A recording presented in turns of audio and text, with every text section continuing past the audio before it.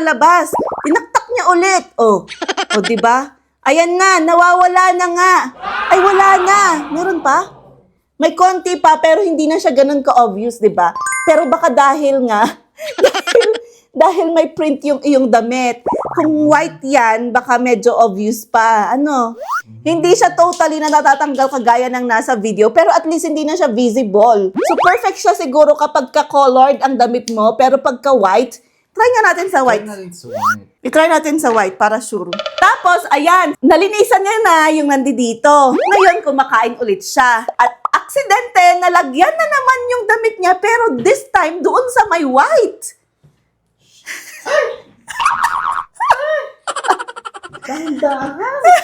Nabangga siya at ayan, nalagyan na nga yung white. So, kumuha na naman siya ng tissue, syempre, para dampian yung...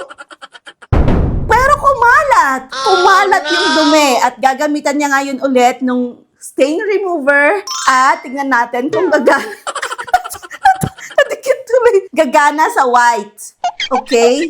Ayan, tingnan natin. Parang may laman pa ba yan o natapon na ata siya? May laman pa?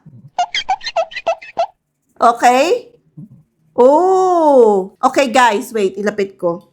Ayan siya sa close-up. Nakikita nyo ba? Oh, natanggal naman pala. Basa lang. Wow! Ay, natanggal. Natanggal pala siya, guys.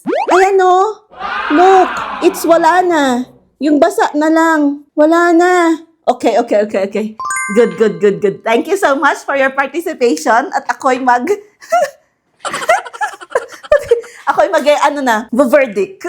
Nakita nyo naman na okay naman pala siya sa mga stain. So, ketchup yung ginamit ko kasi yun yung usual na colors na nai-stain sa mga damit natin. Ito nga pala yung nilagay ni Pais dun sa loob niya. So, na-absorb niya naman pala yung dumi, yung stain. Amoy ketchup, ang asim. Ang asim. Ang verdict ko ay yes, nakakatanggal naman po siya ng stain. Nakita niyo naman, natanggal niya yung stain nung damit ni Payos dun sa colored at saka dun sa white na spot or dun sa white na part ng damit niya. And hindi tayo nabudol for today's video. Kung may question kayo, comment niyo lang sa baba at try kong sagutin yan. Bye!